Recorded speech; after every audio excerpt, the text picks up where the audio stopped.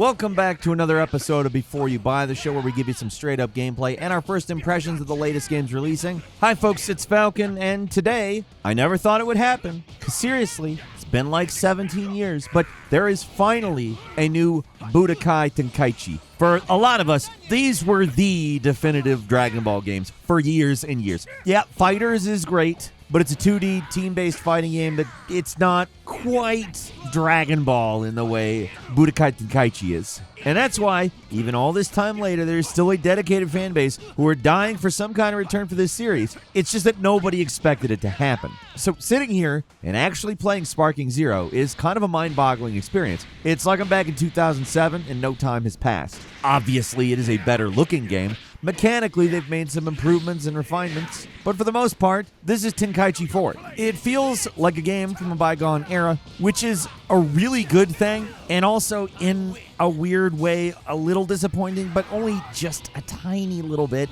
For the most part, I'm kind of just like, yeah, thanks. So let's get into it. If you never played one of these games before, I don't blame you. They're incredibly old, and if they're incredibly old, I am ancient, because they are not of my childhood.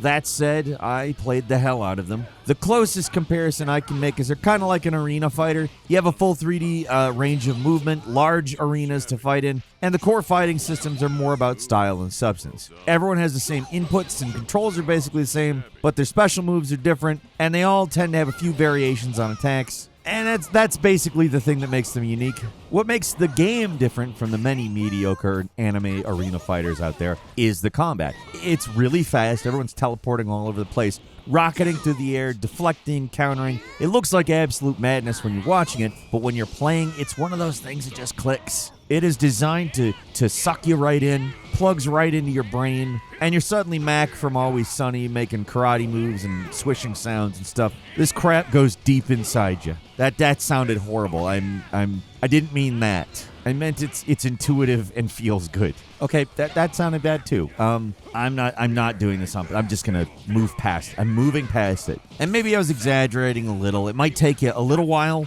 but I don't know. It's not a long time. This is one of those games you're gonna get. Other important thing about these games, they had a lot of playable characters. And Sparking Zero has by far the best representation out of all of them. This may be the biggest roster in a fighting game ever. There are, and I'm not joking, more than 180 fighters in the base game. Pretty much every major character from the start of Dragon Ball Z to the Tournament of Power arc in Dragon Ball Super is here, along with a bunch of minor characters too. They've got guys from Dragon Ball GT, they got most of the bad guys from the movies, including both versions of Broly. There's all the classic villains and heroes in pretty much all of their various forms. It is a stacked roster. Sure, a significant chunk of the cast is different variations of Goku, but it's not all just repeats. There's a lot of fun additions and deep-cut characters here. I can't complain about the roster size at all. And what makes it even better is the game includes the ability to transform and do a fusion dance in battle, just like the old games. It's one of those unnecessary things that probably makes the game unbalanced, but it's just so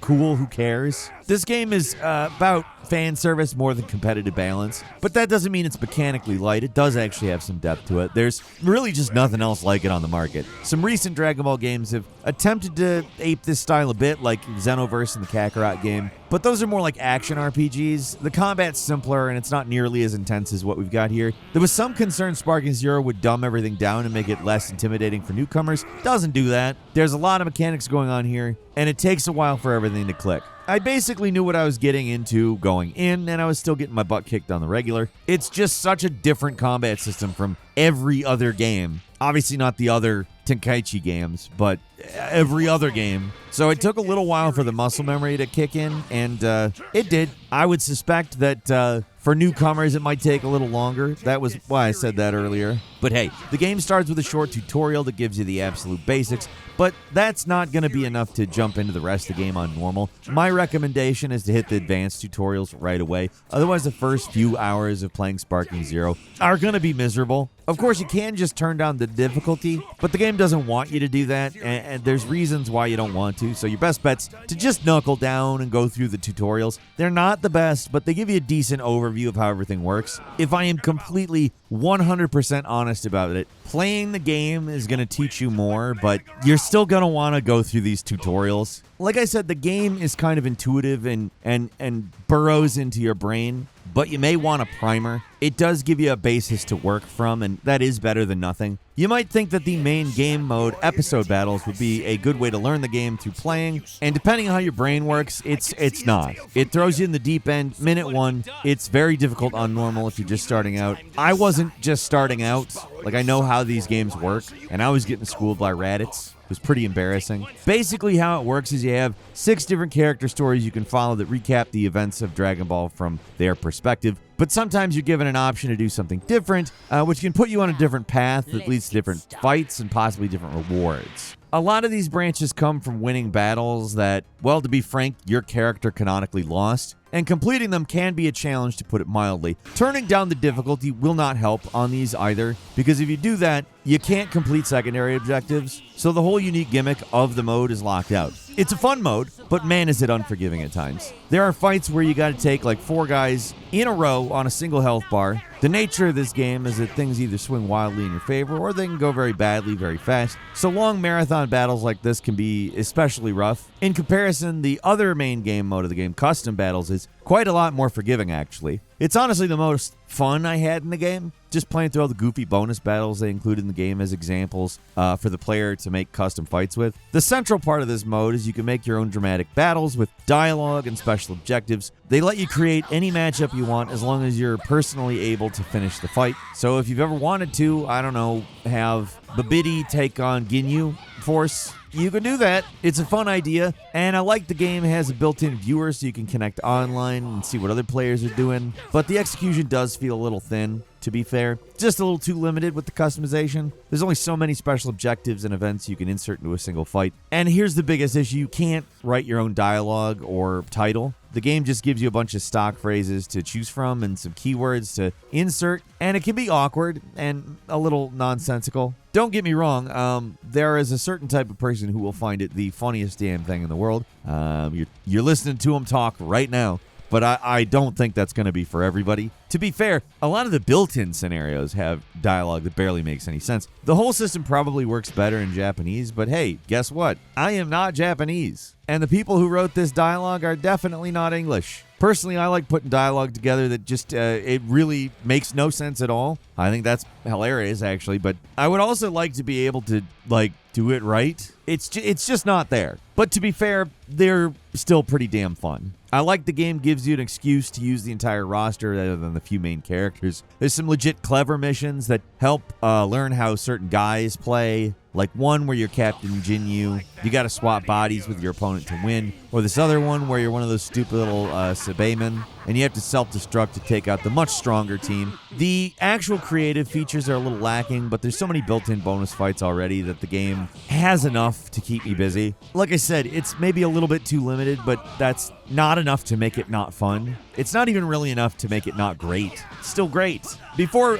we get into anything else, I do want to take a second to talk about how great the visuals are. They are not quite as good as Fighters, and that game is built to be viewed at very specific angles, so it's kind of how and why. Those visuals are not really possible to replicate here, but still everybody looks on model and anime accurate. Anytime you pull off a big ultimate attack, that's really when they pull out all the stops. That's when the animation's fantastic, and the destruction that can be wrought on these stages, it's good. It's so good. The arenas give this game so much frickin' character, especially the city ones where you can just smash everything in sight. I love the little detail when you use a super attack in a stadium and the game stops and the spectators clear out. They're not all just little flat boxes. There's uneven terrain. You can fly up in the air, battle it out on the water. They're just way more dynamic and interesting compared to your standard fighting game arenas. Not everything looks as good as the stuff that looks really good. Most in-game dialogue is delivered by, ventriloquist dummy versions of the characters,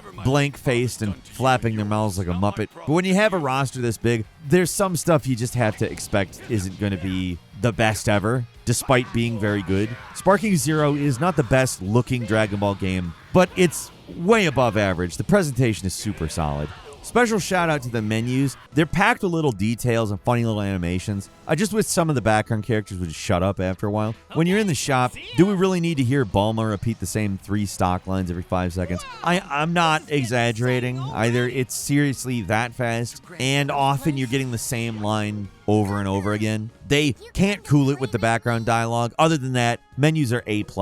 Okay, so episodes and custom battle are what we've covered. There's also regular battle options. You can go online or offline and play against AI opponents. Online is pretty bare bones. There's no rollbacks. Your opponent better have a good ping, otherwise it's going to get ugly. I only got online for a little bit to check it out. I really don't see this game being all that fun to play competitively. Like, it's intentionally unbalanced. The guys who suck in the anime suck in the game. Goku's the strongest. That's how it is. Is everyone going to play Goku versus Goku? Is that how you do this competitively online? I don't know. I'm clueless here. I don't know. Maybe there is something there, but that's not for me to say yes or no to. It's the kind of game where casual play sounds a lot more fun to me, so I'm pretty glad the game is unranked, but I haven't played the multiplayer enough to really cast judgment on it. I will judge the split screen mode, though. It's not good. I'm glad the game at least includes a split screen option because it is a fighting game after all, but it's disappointing. For whatever reason, they made it so you can only play one stage offline, the Hyperbolic Time Chamber. You know, the one that's just an empty white void, so you can play with your friends, but it's the most boring bare-bones stage imaginable. They had to have done this because they struggled to render more complex stages twice on the same screen, but come on, the game isn't like photoreal or anything. It's legitimately the most disappointing thing about the game. The mode is fun, though. Not gonna lie. Tournaments are another staple of the series. They're done well here. There are a bunch of pre-made tournaments you can jump to either online or offline, along with custom-built ones you can make yourself. My favorite of the pre-made tournaments is the Yamcha games, where all the biggest chump characters compete to take on everyone's favorite loser. All the major tournaments from the series they're recreated here. They're a fun diversion, and you get some decent rewards for completing them, so I think they're pretty damn worthwhile. I mentioned the store earlier, but don't worry, it's not in-game microtransactions. Before release, I was a little worried how annoying the game would be with unlocking stuff, because all the pre-order bonuses were things like early unlocks and crap like that, but it's not a problem. The game throws Zenny, the in-game currency, at you hand over fist for doing everything,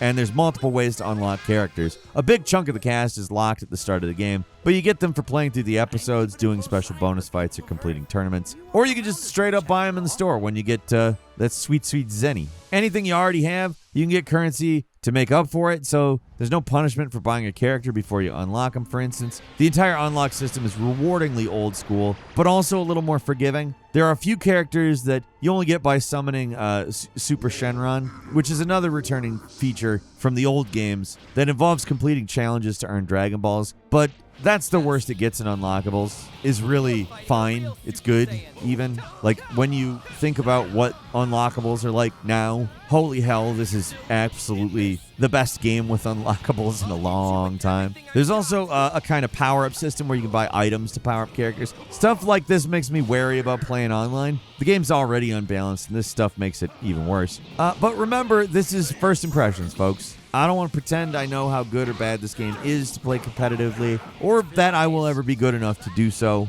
I certainly haven't had enough time with it to make a judgment, but if we're just talking about the offline single-player options, then Dragon Ball Sparking Zero is an absolute blast to play. I said there's some minor disappointments. The biggest of them is the split-screen mode not being that great, but so what? If that were the worst thing about, like every game nowadays, like I would say gaming's in a pretty healthy state, but yeah, I'm happy that this game does what it does. And man, oh man, does it do it well. There's really nothing else quite like this game out there. It's got the most spectacular, high-flying battles of any 1v1 fighter, period.